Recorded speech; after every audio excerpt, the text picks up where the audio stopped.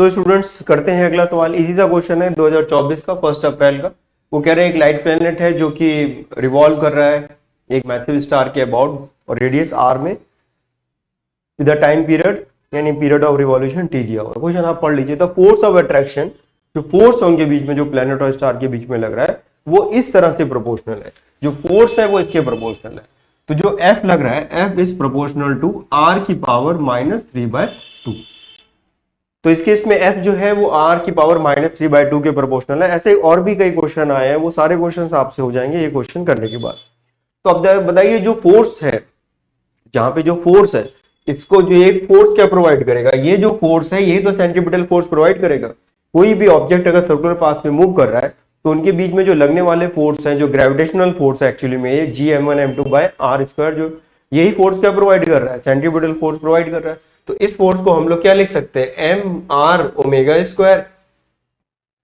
ऐसे लिख सकते हैं। तो देखा जो ω² है दैट इज प्रोपोर्शनल टू कितना आ गया? ये r आप इधर शिफ्ट कर देंगे तो r की पावर -3/2 और ये इधर भी आ गया तो -1, तो ये वैल्यू आ गई r की पावर -5/2।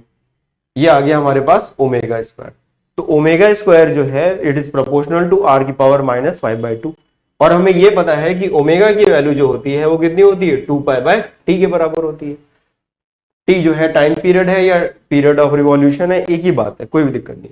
तो यहाँ वैल्यू आप पुट कर दीजिए। तो इसको अगर हम लोग लिख दें 2π/t इस पूरे का square is proportional to r की पावर -5/2। तो टी स्क्वायर किसके प्रोपोर्शनल आ गया है? इसके उल्टा ही तो कर देना है, इसका रेसिप्रोकल ले लेंगे, टी स्क्वायर आ जाएगा। तो ये वैल्यू आ गई हमारे पास T square is proportional to r की पावर कितना आ गया? r की पावर 5/2 +5/2। ठीक है, ये 1/t² है ना, तो इसको अगर आप उल्टा लिखेंगे तो इसको भी पावर चेंज करनी पड़ेगी। तो आंसर क्या आ गया? क्या ऑप्शन आ गया? थर्ड ऑप्शन हमारा करेक्ट है। t² is proportional to r की पावर 5/2। सिंपल सा क्वेश्चन था। तो देखिए क्वेश्चन बिल्कुल छोटा सा था, कोई दिक्कत नहीं, फिर भी हमने 2-4 लाइनें ज्यादा लिखी हैं ताकि आपको आराम से समझ में आ जाए और क्वेश्चन बहुत जल्दी हो सकता है। 1 मिनट के अंदर ये क्वेश्चन हम लोग आराम से कर सकते हैं। नेक्स्ट सवाल देखते हैं हम लोग। The 4 identical particle of mass m are kept at the 4 corner of a square if the gravitational force exerted by one of the mass by the other masses। Easy question है, generally हम लोग class वगैरह में इस तरह के questions कर लेते हैं। देख लेते हैं इसमें क्या कह रहे हैं यहाँ पर। तो हम लोग पहले यहाँ पर एक ऐसे बना लेते हैं और इसमें क्या करते हैं? मासेस लगा देते हैं। तो वो कह रहे हैं कि यहाँ पर भी एक मास m है, यहाँ पर भी मास एक m है, यहाँ पर भी मास m और यहाँ पर भी मास m है और साइड मान लेते हैं इसकी कुछ a है। हमें साइड नहीं पता इसकी कितनी है, साइड पूछी गई आपसे, क्वेश्चन आप पढ़ लीजिए। The length of the side of the square पूछी गई है। वो कह रहे हैं कि इतना फोर्स लग रहा है तो कंपेयर करके हमें बताना। तो हमें यहाँ पर एक्चुअली में इसकी ए साइड बतानी है। तो let us suppose the side is a हमने साइड इसकी मान ली है और m जो है वो आइडेंटिकल मासेस हैं जो कि कॉर्नर्स पर है। तो कह रहे किसी भी एक पर मान लीजिए, हम इसी को मान लेते हैं, इस पे इन तीनों की वजह से जो फोर्स लग रहा है वो कितना लग रहा है? टोटल फोर्स वो ये लग रहा है। वो कह रहे हैं ये फोर्स टोटल लग रहा है आइदर ऑफ द मासेस, किसी भी एक मास पर। मास पे अलग नहीं लगेगा क्योंकि सभी के मास कैसे सेम है। तो बस याद रखिए फोर्स वेक्टर क्वांटिटी है, तो फिर से हमें डायरेक्शन का पूरा जो है ना जानकारी होनी चाहिए कि वो वेक्टर क्वांटिटी की तरह ही हमेशा ऐड होगी। तो देख लेते हैं इसमें जरा फोर्सेस हम लोग किस तरह से लगे। तो सपोज करिए हम इस मास को देख लेते हैं, है ना। तो बताइए ये वाला मास इसको किधर की तरफ खींचेगा? इस डायरेक्शन में खींचेगा। तो ये फोर्स हमारा इस डायरेक्शन में लगेगा, कुछ F मान लेते हैं। ये वाला फोर्स इसे किधर की तरफ खींचेगा? इस डायरेक्शन में खींचेगा, इसको भी मान लेते हैं F। अब बताइए ये जो फोर्स है और ये वाला जो फोर्स है, इन दोनों के मैग्नीट्यूड बराबर होंगे सिमेट्री की वजह से। दोनों के बीच का डिस्टेंस भी बराबर है, दोनों के मास भी बराबर है। तो F की वैल्यू कितनी होती है? F की वैल्यू होती है हमारे पास Gm1m2/r²। तो दोनों के बीच की दूरी भी a है, दोनों के बीच के जो मासेस हैं, दोनों के बीच में जो फोर्स देख रहे हैं वो भी m है। तो मैग्नीट्यूड ऑफ फोर्स तो सेम होगा लेकिन डायरेक्शन अलग अलग है, ठीक है ना। और इसके बीच में देख लेते हैं, यहां पर देखिए आप, यहां पर क्या होगा? यहां पर होगा, इसको आप ज्वाइन करोगे तो ये इधर की तरफ से खींच रहा होगा F से, लेकिन ये F थोड़ा सा अलग होगा। इसको हम लोग कुछ F1 लिख लेते हैं, इसको हम लोग क्या लिख लेते हैं? F1 लिख लेते हैं, बेटर होगा। ये फोर्स और ये फोर्स तो बराबर है लेकिन ये अलग है। अब क्या करेंगे? तो एक्चुअली में हो क्या रहा है, अगर आप देखें तो अगर हम वेक्टर फॉर्म में इसको देखें तो ये फोर्स है कि एफ इधर लग रहा है, एक फोर्स एफ इधर लग रहा है, और एक डायगोनली इस डायरेक्शन में एक फोर्स हमारे पास F1 लग रहा है। इन्हीं का जो रिजल्टेंट है बस वही हम लोग को देख लेना है। अब ये F की वैल्यू अगर आप देखें, यहाँ पे ये जो फोर्स लग रहा है F, ये कितना फोर्स लग रहा है, इन दोनों के बीच का मास m और m है और डिस्टेंस a है, तो ये F की वैल्यू को हम लोग लिख सकते हैं gm² अपॉन a², कोई दिक्कत नहीं। और ये F1 की वैल्यू कितनी है, F1 की वैल्यू ये gm², और ये डिस्टेंस कितना हो जाएगा a√2, ये डायगोनल है ना, तो a√2 हो जाएगा। तो ये वैल्यू कितनी आ जाएगी, gm² अपॉन √2a, इस पूरे का स्क्वायर। बताइए ये वैल्यू आएगी √2a का पूरे का होल स्क्वायर, ये तो आएगा √2a, ये डिस्टेंस हो गया, और डिस्टेंस का पूरे का हम लोग स्क्वायर ही लिखते हैं। ये वैल्यू आ गई हमारे पास। तो F1 की वैल्यू कितनी आ गई, gm² अपॉन √2a, इस पूरे का होल स्क्वायर, ये हमारे पास F1 की वैल्यू आ गई। अब बताइए, क्योंकि ये स्क्वायर है तो हमें मालूम होता है कि ये एंगल 45 डिग्री है, ज्योमेट्री सिंपल हमें पता ही है, थोड़ा उसका यूज कर लेंगे। क्वेश्चन हमेशा ऐसे ही देते हैं कि आपको कैलकुलेशन में ज्यादा परेशान नहीं करा जाएगा। तो ये F, तो अगर आप यहां से देखें तो यहां पर अगर हम लोग इसको देखें तो आप बताना, ये जो वैल्यू हमारे पास आ रही है, ये जो वैल्यू आ रही है ये 45 डिग्री है, तो ये जो फोर्स है इसका ये वाला कंपोनेंट कितना हो जाएगा, F cos 45, और इसका भी यही कंपोनेंट इस डायरेक्शन में 45 हो जाएगा, तो ये कितना हो गया 2F cos 45। और ये फोर्स कितना लग रहा है नीचे की तरफ, F1 लग रहा है, लग रहा है नहीं लग रहा है। तो इस वाले फोर्स का जब हम लोग ने ये वाला कंपोनेंट देखा तो F cos 45, इसका ये वाला कंपोनेंट देखा तो भी F cos 45, तो ये वैल्यू आ गई 2F cos 45। याद रखिए F की वैल्यू हमें पता है, F1 की वैल्यू पता है, बस अब क्या करना है हम लोग को, इसको सॉल्व कर लेना है, आंसर आ जाएगा। देख लेते हैं जल्दी से हम लोग। तो अब क्या करना है, तो टोटल फोर्स कितना आ गया, the net force will be equal to 2F cos 45 plus F1, बस यही, इसको सॉल्व करके उससे कंपेयर करेंगे तो काम हो जाएगा। तो F वैल्यू पुट कर दीजिए, तो 2F की वैल्यू कितनी है, gm² बाय a², तो gm² bye a² cos 45 1/√2 plus F1 कितना है ये वाली, तो gm² अपॉन 2a², कॉमन ले लीजिए, gm² अपॉन a² आपने यहां से कॉमन ले लिया, ये वैल्यू यहां से सॉल्व करोगे तो कितना होगा, इसको कैंसिल करते हैं आप यहां से, तो ये √2 आ जाता, और ये वैल्यू आ गई हमारे पास। तो अगर हम यहां से इसको देखें तो gm² अपॉन a² आपने लिया था, तो ये वैल्यू √2 आ गई, और ये वैल्यू 1/2 आ गई, ठीक है। बस अब ये यहां से आ गया हमारे पास, अब क्या करना है हम लोग को, अब इसको बस सॉल्व कर लेते हैं। तो ये वैल्यू आ गई gm² अपॉन a², ये आ गया 2√2 प्लस 1 डिवाइडेड बाय 2, ये वैल्यू आ रही है। अब जरा इसको देखते हैं हम लोग कंपेयर करके, देखिए वैल्यू आ रही है gm², क्या वैल्यू आ रही है gm², तो देखिए यहाँ पर कितनी आ रही है, gm² अपॉन l², 2√2, देखिए ये हमारे पास आ रहा है 2√2 प्लस 1, 2√2 प्लस 1, gm², यहाँ पे कितना आ रहा है 32l², देखिए क्या लिखा हुआ है 32l², क्या लिखा है 32l², ये जो पूरी क्वांटिटी है 32l² वो किसके बराबर हो जानी चाहिए, 2a² के बराबर होनी चाहिए। बताओ, कंपेयर ही तो करना है, हमने ये फोर्स निकाला a डिस्टेंस मान के, तो बस ये वैल्यू आ रही है। वो कह रहे हैं कि जो फोर्स लग रहा है वो इसके बराबर है, और a क्या है, a साइड है, साइड ही पूछी गई है, जस्ट कंपेयर करना। देखिए gm², 2√2 प्लस 1, 2√2 प्लस 1, तो 2a², ये 2a² जो नीचे लिखा है, ये पूरा पूरा जो नीचे लिखा है यहाँ पर इसके बराबर होना चाहिए। इट मीन्स द 32, इसका क्या मतलब हो गया कि 32l², it means the 32l², क्या हुआ 32l² लिखा था वो किसके बराबर हो जाएगा, a² मल्टीप्लाइड बाय 2, इसकी वैल्यू किसके बराबर कर दी हम लोग ने, इसकी वैल्यू हम लोग ने ये 32l² के बराबर कर दिया। बस सॉल्व कर लेंगे, हमारे पास वैल्यू आ जाएगी। तो यहाँ से आप इसको कैंसिल करोगे तो ये वैल्यू कितनी आ जाएगी 16, तो ये 4l की वैल्यू a के बराबर आ गई, a इक्वल टू 4l आ गया हमारे पास। जरा देख लेते हैं कोई ऑप्शन दिया हमारे पास, a इक्वल टू 4l, तो बी ऑप्शन देखिए बिल्कुल करेक्ट है, तो बी ऑप्शन हमारा करेक्ट आ गया। तो इस तरह से क्वेश्चन हो जाएगा, इजी क्वेश्चन है, कोई दिक्कत इसमें नहीं आनी चाहिए आप लोगों को। ग्रेविटेशन वैसे भी बहुत इजी चैप्टर होता है, इसलिए इसमें आपको कोई दिक्कत नहीं आनी चाहिए। तो आई होप आपको समझ में आ गया होगा। अगला सवाल भी हम लोग अब करते हैं। तो स्टूडेंट देखते हैं हम लोग, ये जनवरी का क्वेश्चन है, 27 जनवरी 2024 का, इजी सा क्वेश्चन है, वेरिएशन ऑफ जी पर डिपेंड कर रहा है और कुछ इसमें नहीं है। वो कह रहे हैं कि जो सरफेस है अर्थ के उसके पे जो ग्रेविटी है वो जी है। The diameter of the earth reduces to half of its original value. देखिए जी की जो वैल्यू है, डायरेक्ट फॉर्मूला ही लगाना है। जी की वैल्यू जो होती है that is G M E upon R E square, बस ये फॉर्मूला है। कैपिटल जी तो यूनिवर्सल कांस्टेंट है, उसमें तो हम कुछ कर नहीं सकते जी। मास ऑफ अर्थ लिखा है, ये रेडियस ऑफ अर्थ लिखा हुआ। अब वो कह रहे हैं कि ये वैल्यू जी की है। अब वो कह रहे हैं कि डायमीटर जो है अर्थ का वो क्या हो गया, रिड्यूस हो गया, कितना, आधा रह गया। तो आर की वैल्यू जो है वो आधी रह गई है, लेकिन मास में कोई भी चेंज नहीं हुआ है, मास में कोई भी चेंज नहीं हो रहा है। तो हम यहाँ पे लिख दें, तो नया मान लेते हैं जी इतना आ गया, जी मास में कोई भी चेंज नहीं हुआ है तो मास आप सेम वही लिख दीजिए, लेकिन रेडियस कितना हो गया, r/2। भाई डायमीटर अगर आधा हो गया तो रेडियस भी आधा ही हो गया, इसका स्क्वायर कर दीजिए, ये वैल्यू ऊपर चली जाएगी तो ये वैल्यू आ जाएगी 4 times of G M E upon R E square, ये वैल्यू आएगी। सॉल्व कर लिया हमने। ये वैल्यू किसके बराबर है, जी के बराबर है, तो G dash will be equal to 4 times of G. अब बताइए इससे आसान क्या ही पूछेंगे, तो ए आंसर इसका करेक्ट आंसर हो गया। आराम से सवाल, कोई दिक्कत हमें इसमें नहीं आती। अगला सवाल देखते हैं हम लोग इसमें।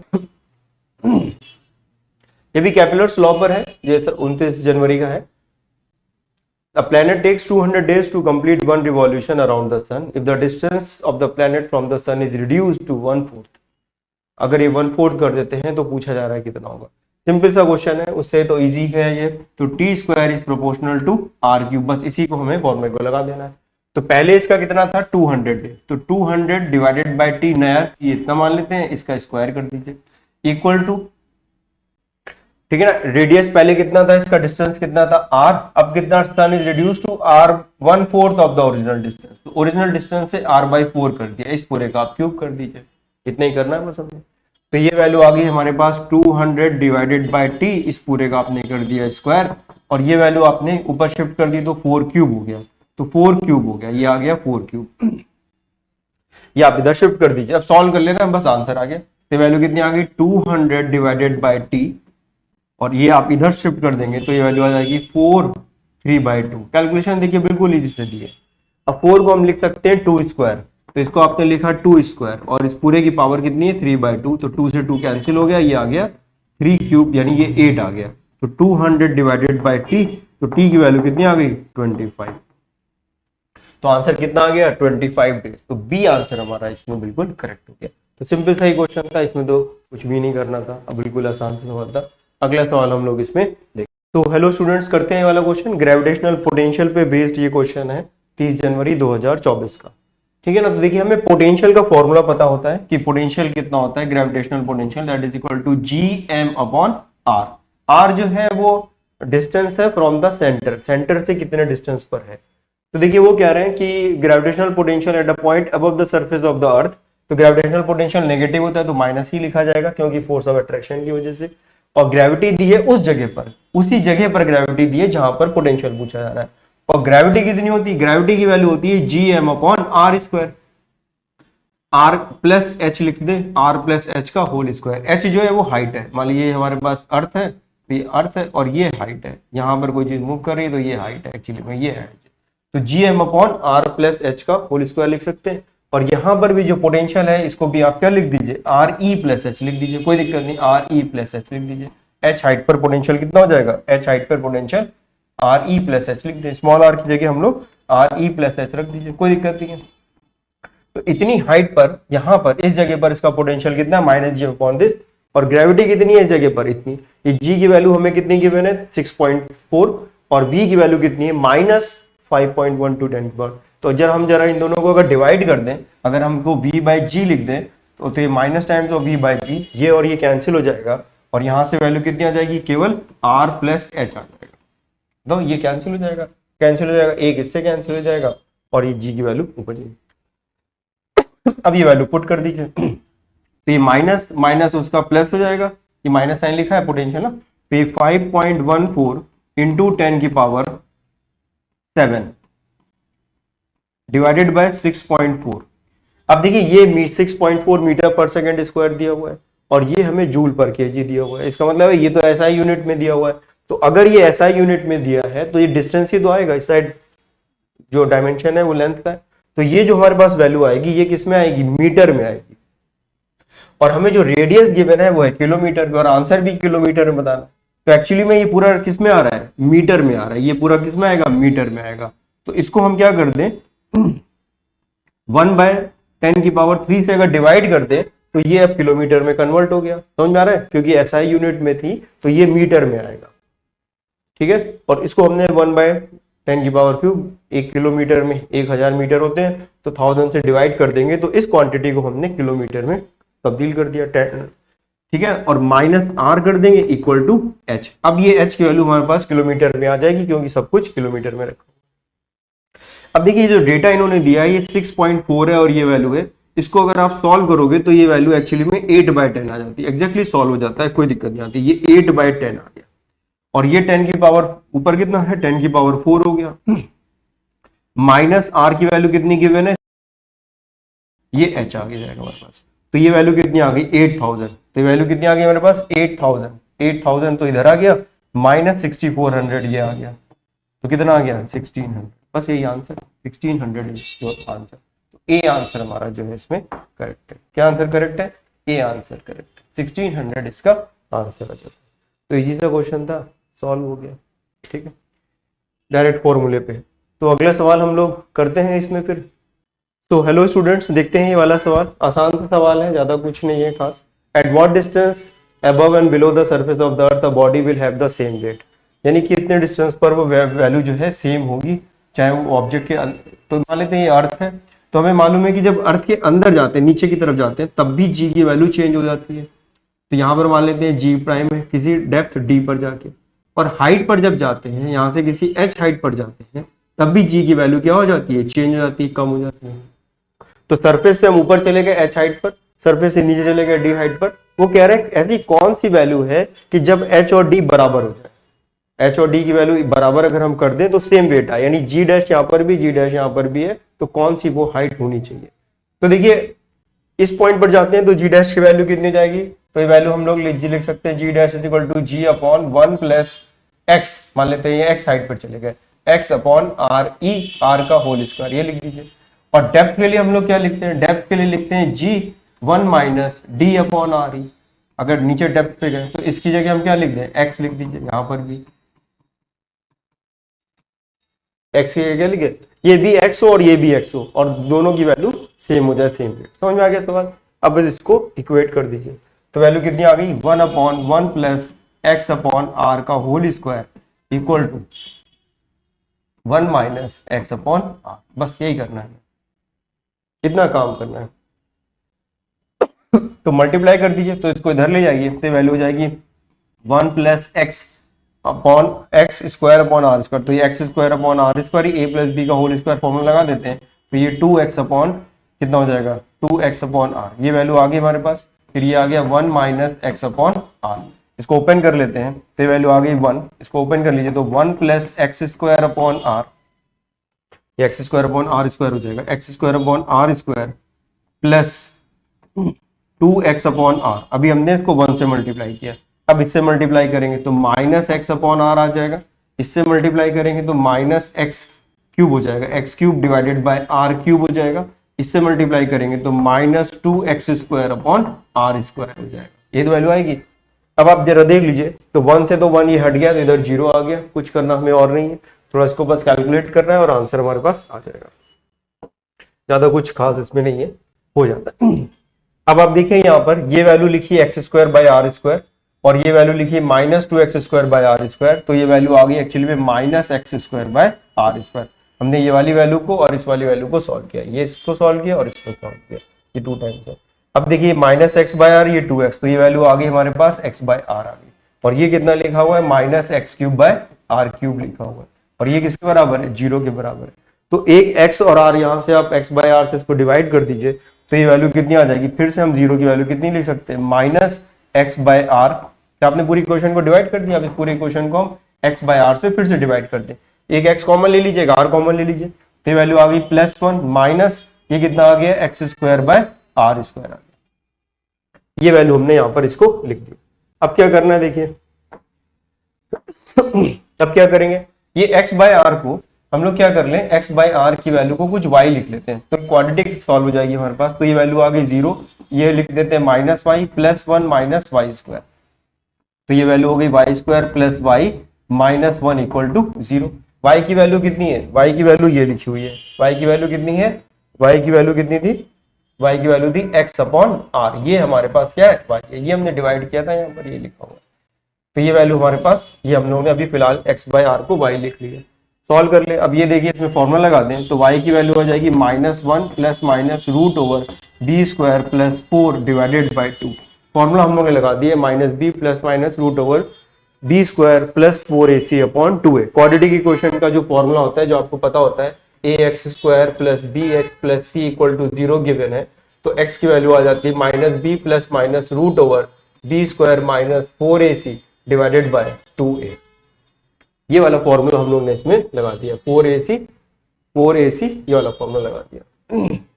तो a की वैल्यू यहाँ पर 1 है, b की वैल्यू 1 है, c की वैल्यू माइनस 1 है। सॉल्व करेंगे तो ये वैल्यू आ गई 5।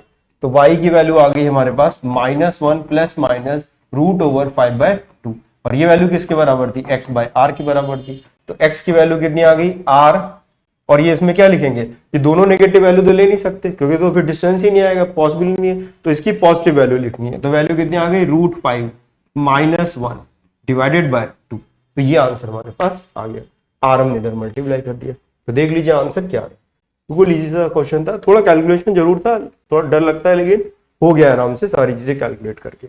ठीक है, तो हमारे पास ऑप्शन डी आ, तो डी आंसर हमारा। तो इस तरह के क्वेश्चन हम लोगों ने कर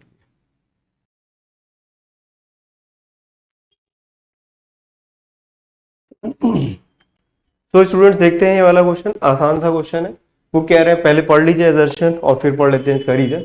तो कह रहे हैं the angular speed of the moon in its orbit around the अर्थ, यानी अर्थ के अबाउट जो मून को एक चक्कर लगाने में जो समय लगता है वो कितना होता है, लगभग 27 से 28 दिन एक मून जो है वो एक अर्थ का चक्कर लगा लेता है। और अर्थ को सन का चक्कर लगाने में कितना समय लगता है, 365 दिन। ठीक है ना। तो जो हमारे पास मून का जो अगर हम यहाँ पे लिखें तो ओमेगा की वैल्यू हो जाएगी 2 पाई बाय टी, ये होता है। तो टाइम पीरियड हमें पता है, तो अर्थ का जो वैल्यू अगर आती है, अगर आप मून के लिए लिखें, मून के लिए अगर आप लिखें तो ये वैल्यू आ जाएगी 2 पाई डिवाइडेड बाय 27 लिख लेते हैं, 28 लिख लीजिए, कोई दिक्कत नहीं। और यही अगर हम अर्थ के लिए लिखें, ये वैल्यू अगर हम अर्थ के लिए लिखें तो अर्थ के लिए वैल्यू कितनी आएगी, अर्थ के लिए वैल्यू आ जाएगी 2 पाई डिवाइडेड बाय 365 डेज। तो मून जो है वो एक चक्कर पूरे जो है अर्थ का 27-28 दिन में लगा लेता है, जबकि अर्थ जो है सन का चक्कर 365 दिन में लगाता है। तो बताइए किसका ओमेगा यहाँ पर टाइम पीरियड ज्यादा है। तो देखिए the angular speed of the moon in its orbit about the sun is more.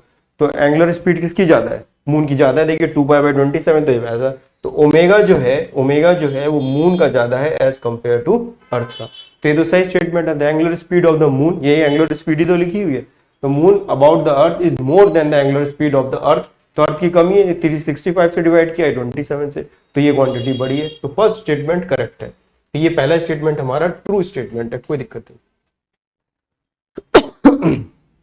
तो फर्स्ट हमारा करेक्ट है। अब सेकंड देख लेते हैं, the moon takes less time to move around the earth. तो यही बात सही है, मून केवल 27 डेज ले रहा है और अर्थ 365 डेज ले रही है, वही लिखा हुआ है। Moon takes less time to move around the earth, earth के अराउंड मून को मूव करने में 27 से 28 दिन लगते हैं, जबकि अर्थ को सन के अबाउट मूव करने पर 365 दिन लगते हैं। यही तो रीजन है। ओमेगा की वैल्यू 2 पाई बाय टी पे डिपेंड करती है, टी की वजह से। तो ये जो है करेक्ट भी लिखा हुआ है और सही रीजन भी दिया, तो ये भी ट्रू है और ये ट्रू रीजन भी है।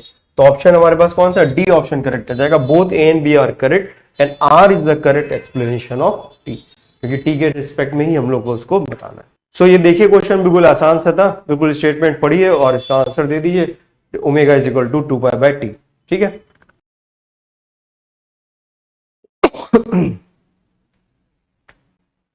तो हेलो स्टूडेंट्स, देखते हैं ये वाला सवाल, बिल्कुल आसान सा क्वेश्चन है, स्केप वेलोसिटी पे बेस्ड है। तो स्केप वेलोसिटी का हमें फॉर्मूला वैसे तो पता होता है।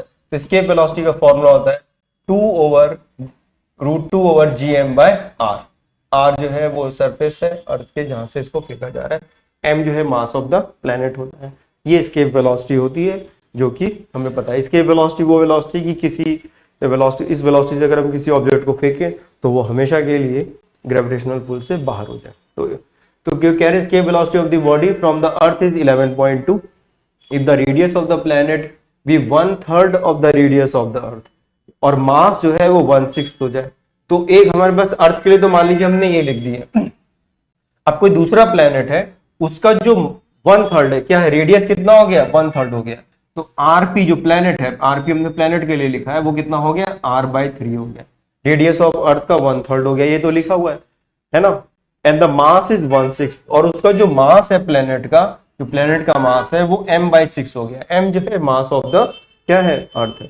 ठीक है, ठीक। तो आपको बताना है कि उस पॉइंट पर escape velocity कितनी होगी। m जो है वो मास उसी प्लेनेट का, अगर ये अर्थ के लिए तो अर्थ का मास लिखा है, अर्थ का रेडियस लिखा हुआ है। तो प्लेनेट के लिए हम लोग लिख लेते हैं p = 2 root mass of planet divided by radius of planet. इसमें हम वैल्यू इसकी पुट कर देंगे और इसको डिवाइड कर दीजिए। तो इसको आप जब डिवाइड कर देंगे तो वैल्यू आ जाएगी VE/VP। ये 2 वगैरह कैंसिल हो जाएगा, g कैंसिल हो जाएगा, तो ये वैल्यू आ जाएगी m/me और ये वैल्यू आ जाएगी rp/r। ये वैल्यू आ जाएगी, बताइए। इसको हमने डिवाइड कर दिया तो 2 हट गया, g हट गया, ये m/me और ये rp/r। तो देखिए अब यहां से rp/r की वैल्यू कितनी है, 1/3 और जो है m/mp की वैल्यू कितनी है, 6। तो ये वैल्यू तो आ गई 6, m/mp की वैल्यू कितनी आ गई, 6 आ गई। और rp/r की वैल्यू 1/3 आ गई, ये वैल्यू 1/3 आ गई। तो ये एक्चुअली में आ गया हमारे पास √2, ये कैंसिल करके √2 आ जाएगा। तो ये वैल्यू आ गई VE/VP की वैल्यू कितनी आ गई, √2 आ गई। तो VP की वैल्यू कितनी आ गई, इसकी वेलोसिटी कितनी दी है, 11.2, तो ये आ गया 11.2 डिवाइडेड बाय √2, ये वैल्यू आ रही है। तो अब देखिए इसको ऊपर नीचे √2 से आप, बस यही आंसर है जो सॉल्व करिए। तो थोड़ा रैशनलाइज कर लीजिए, इसको 2 से ऊपर नीचे मल्टीप्लाई कर दीजिए, तो ये वैल्यू आ जाएगी 11.2 और 2 आ जाएगी 1.41 और ये आप 2 लिखेंगे यहाँ पर, तो ये वैल्यू आ जाएगी। तो इसको सॉल्व करेंगे तो ये वैल्यू आराम से आपके पास कितनी आ जाती है, लगभग 7.9 आ जाती है। तो ये वैल्यू हमारे पास 7.9 आ जाती है। इसको सॉल्व करेंगे यू विल गेट 7.9। इसको सॉल्व करके 7.9 आ जाता है। 11.2 तो नहीं होगी क्योंकि आपने मास और रेडियस सब बदल दिया है, तो चेंज इस तरह से किया है, तो ये तो नहीं हो सकती। 7.9 आ जाएगी। इसको सॉल्व करेंगे यू विल गेट 7.9। तो इजी सा क्वेश्चन था, बिल्कुल आराम से हो गया। नेक्स्ट क्वेश्चन देखते हैं हम लोग। तो ये वाला क्वेश्चन देखते हैं स्टूडेंट्स, बिल्कुल आसान सा क्वेश्चन है, ये भी कोई दिक्कत नहीं, जैसे अभी किया था बिल्कुल फिर से इस क्वेश्चन को हम लोग कर लेते हैं। तो ये कह रहे हैं mass of the moon is 1/44 times the mass of the planet. तो कोई प्लेनेट है, तो मान लेते हैं कि प्लेनेट का मास कुछ m है, ठीक है। तो मून का मास कितना हो गया, मून का मास m/144 हो गया, ये तो कह रहे हैं यहाँ पर।